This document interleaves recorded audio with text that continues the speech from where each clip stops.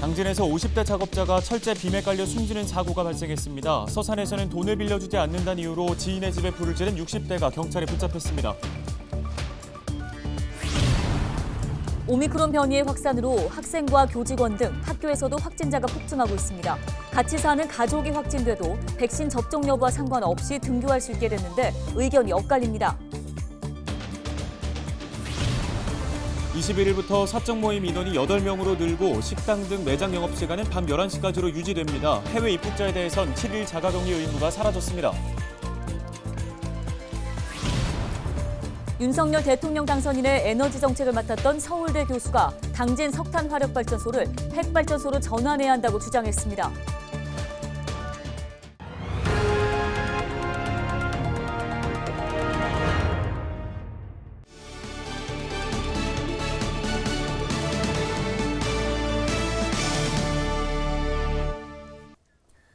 시청자 여러분 안녕하십니까? 헬로티비 뉴스입니다.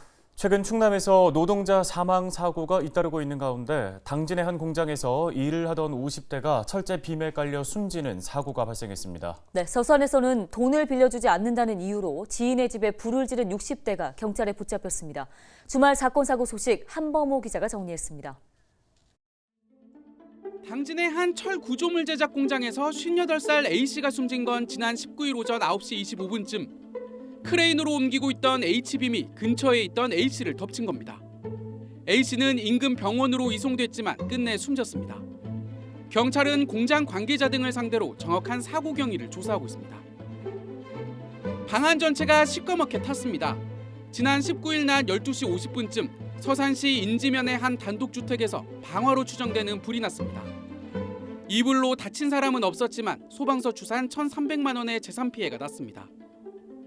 경찰은 돈을 빌려주지 않자 미리 준비한 인화물질을 들고 지인 집에 들어가 불을 지른 혐의로 60대 A씨를 붙잡아 조사하고 있습니다. 21일 새벽 4시 10분쯤 청양군 남양면의 한 양계장에서 불이 나 1시간 20분 만에 꺼졌습니다. 이 불로 양계장 2개 동이 탔고 토종닭 2만여 마리가 죽었습니다.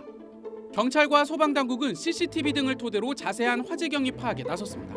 헬로티비 뉴스 한보호입니다. 다음 소식입니다. 오미크론 변이의 확산으로 학생과 교직원 등 학교에서도 확진자가 폭증하고 있습니다. 이런 가운데 같이 사는 가족이 확진돼도 학생은 백신 접종 여부와 관계없이 등교를 할 수 있게 됐는데요. 네, 이를 두고 교내 숨은 감염을 걱정하는 목소리, 또 학업 성취도를 위해 정상적인 등교를 감내해야 한다는 의견으로 나뉘고 있습니다. 정호석 기자가 전해드립니다. 학부모들이 수업이 끝나고 나오는 아이들을 반갑게 맞이합니다. 코로나19 양성 판정을 받은 확진자 가족도 지난 14일부터 정상 등교가 가능해졌습니다. 확진자의 동거인도 백신 접종 여부와 관계없이 담당 보건소의 권고와 주의사항을 자율적으로 지키면 되는 수동 감시 대상으로 분류됐기 때문입니다. 지난 2년간 학교에 나가지 못하면서 떨어진 아이들의 학업 성취도를 걱정하는 학부모들은 방역 수칙만 잘 지키면 괜찮다는 반응입니다. 확진자가 많고 해서 학교에 안 나오는 것도 방법은 아니라고 생각해서요. 지금 같은 방역 체계가 좀 괜찮다고 저는 생각하고 있어요. 아직 1학년하고 2학년은 그렇게 크게 교육적으로 많이 어려운 교육은 아니라서 그냥 집에서도 이렇게 가르칠 수 있다고 생각은 좀 하는데, 그래도 아무래도 학교 쪽에서 선생님이 가르치는 거랑은 좀 틀릴 것 같아서 그래서 그런 게 조금 걱정은 돼요. 21일 충남 지역의 신규 학생 확진자는 824명. 지난달 28일 학생 확진자 수와 비교했을 때 2배 이상 많아졌습니다. 지난 18일에는 충남 지역에서만 3천여 명이 넘는 학생이 코로나19 확진 판정을 받기도 했습니다. 상황이 이렇다 보니 가족이 확진돼도 아이들이 학교에 나가는 것을 우려하는 학부모들도 많습니다. 활동량이 많은 아이들이 교실과 급식실 등 한 공간에 모여 있다 보니 숨은 감염을 걱정하는 겁니다. 급식실에서 같이 어쨌거나 마스크를 벗고 칸막이가 있어도 밥을 같이 먹는 그런 부분이 좀 걱정이 되더라고요. 충남도교육청은 오미크론 확산을 막기 위해 신규 확진자와 등교 중지자 비율을 참고해 부분 등교와 전면 원격 수업으로 전환이 가능하도록 일선학교에 권고했습니다. 이와 함께 코로나19 선제 대응을 위해 보건 인력과 방역물품 지원을 강화할 방침입니다. 학부모님들께서도 크게 걱정하지 마시고 학생들을 학교에 등교를 시키면 저희들이 잘 관리하고 교육해서 성실히 교육 활동을 하도록 하겠습니다. 오미크론 확산에도 불구하고 정상 등교 여부를 놓고 갑론을박이 거센 가운데 학교 관계자들의 방역 책임을 일선 학교에 떠넘겼다는 볼멘 소리가 높아지고 있습니다. 헬로티비 뉴스 정호성입니다. 충남에서 주말 이틀간 코로나19 신규 확진자 2만 1,000여 명이 발생했습니다. 도내 확진자는 20일과 21일 0시 기준 각각 12,645명, 8,727명을 기록했습니다. 충남에서 확진자 수가 10,000대 아래로 떨어진 건 지난 7일 이후 13일 만입니다. 주말 사망자 수는 26명, 신규 위중증 환자 수는 8명으로 집계됐습니다.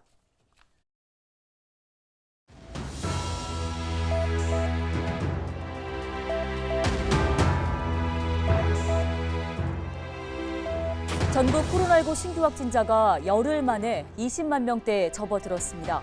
지난 16일 약 62만여 명으로 정점을 찍고 조금씩 감소 추세를 보이게 된 건데요. 전문가들도 이달 안에 유행이 정점을 지나갈 것으로 전망하고 있습니다. 다만 이제 방역의 고삐가 완화되면서 유행이 계속되는 것 아니냐는 우려의 목소리도 있습니다. 자, 21일부터 달라지는 사회적 거리두기 내용을 살펴보겠습니다. 먼저 사적 모임을 할 때 이제 8명까지 가능해졌습니다. 기존보다 2명이 더 늘어난 거고요. 여기에 백신 접종 여부는 따지지 않습니다. 아이나 노인, 장애인 등 돌봄이 필요한 사람이 포함이 돼 있다면 8명 이상까지도 모여도 되는 거죠. 그리고 식당과 카페 매장 영업시간은 밤 11시 그대로 유지됩니다. 또 해외 입국자의 7일 자가격리 의무도 사라졌는데요. 국내와 해외에서 백신을 맞고 접종 이력을 등록했다면 우리나라에 들어와서 격리를 하지 않아도 됩니다. 단, 백신은 세계보건기구가 승인한 것만 인정됩니다. 방역당국은 갑작스러운 완화보다 유행 여부를 살펴본 후 또 의료체계가 안정적으로 가동될 경우 거리두기를 조정해 나가겠다고 밝혔습니다. 이 조치는 4월 3일 밤 12시까지 2주간 이어집니다. 데일리 브리핑이었습니다.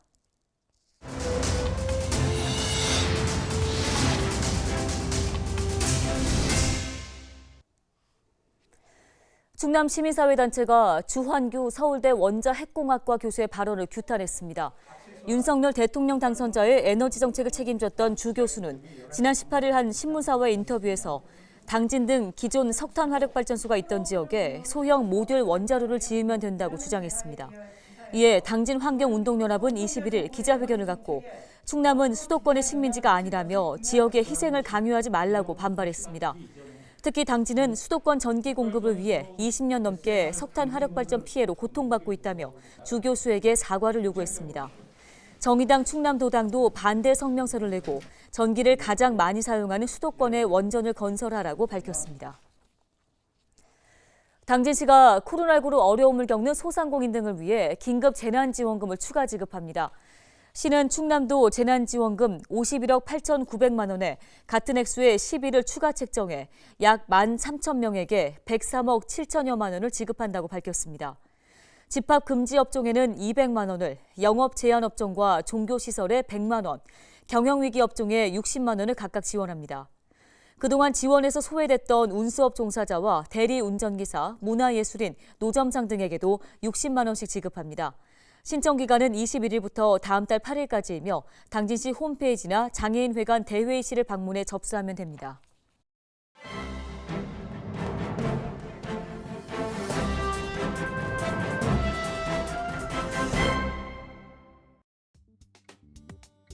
신문 브리핑입니다.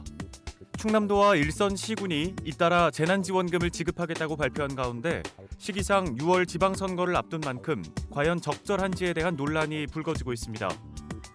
코로나19 장기화로 침체된 지역 경제가 활성화될 것이라는 기대와 함께 연임을 노리는 현직 자치단체장들의 선심성 복지 정책이라는 비판도 제기되는데요.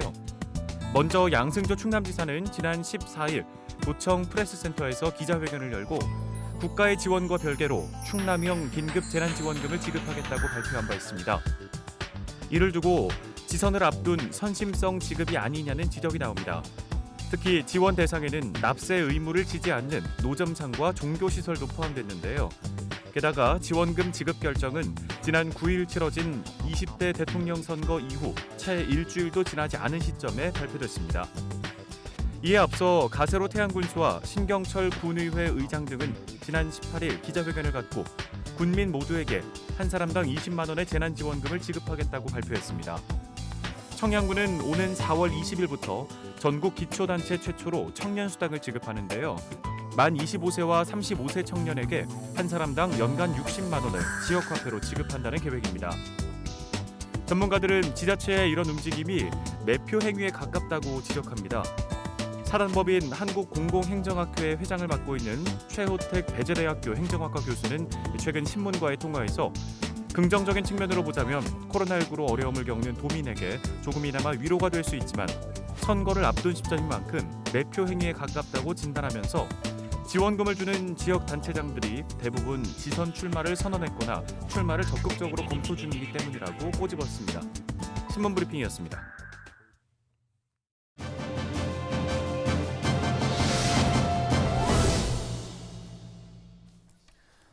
충남소방본부가 구조 현장에서 지역 특성에 맞춘 최적의 선진 구조 기법을 개발해 각 소방서 구조대별 특성화를 추진한다고 합니다. 네, 충남소방본부 김광진 구조팀장을 전화 연결해서 관련 이야기 나눠보겠습니다. 안녕하십니까? 네, 안녕하세요. 충남소방본부 구조팀장 김광진입니다. 예, 충남 119 구조대가 재난 상황과 유형에 맞는 구조 기법을 연구해서 특성화한다고 들었습니다. 어떤 이유에서 사업을 추진하게 됐는지 설명 부탁드립니다.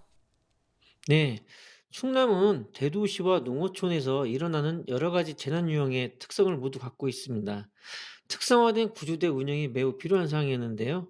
따라서 최근 5년간 도내 119 구조대의 현장 활동 데이터 총 16만 3,023건을 분석해서 구조대별로 고유한 전문 분야를 선정, 특성화하여 연구하고 최적의 출동 체계를 구축하는 등 전국 최고 수준의 구조 능력을 갖출 계획입니다. 네, 구체적으로는 어떤 방식으로 이 특성화를 추진하게 되는 건가요? 네, 우선 현장 활동 데이터 분석을 토대로 구조대별 주 출동 유형을 분류하고 이에 건축물 밀집, 화학 발전소 등 관할 지역의 위험 요인을 종합해 구조대별 전문 분야를 선정하였습니다. 이후 경험이 풍부한 현장 대원들의 의견과 외부 전문가들의 자문 등을 더해 구조대별 전문 분야 특성화 연구를 진행할 예정입니다. 그리고 자체적인 연구가 완료되면 본부와 도내 구조대가 참여하는 연찬대회를 열어 우수 연구 결과와 구조 기법을 공유하며 전반적인 구조활동 대응 역량을 한 단계 도약시킬 계획입니다. 네, 그럼 이 같은 구조 기법 특성화를 통해 현장에서는 앞으로 어떻게 적용하게 될지도 궁금한데요. 네, 각 구조대는 이러한 특성화 연구를 통해 관할 지역에서 발생하는 특성화 분야의 구조 상황에 최고 수준의 대응함은 물론 타 구조대에서 유상황이 발생했을 시 본인들의 전문 지식을 공유하는 등 해당 분야의 구조 업무를 선도하는 역할을 하게 될 것입니다. 이를 통해 충남소방은 전국 최초로 기존의 보편, 평준화된 구조대 운영 방식을 탈피하여 각 구조대를 지역별 맞춤 대응이 가능한 스페셜리스트로 변모시킬 계획입니다. 네, 말씀 잘 들었습니다. 충남소방본부 김광진 구조팀장이었습니다.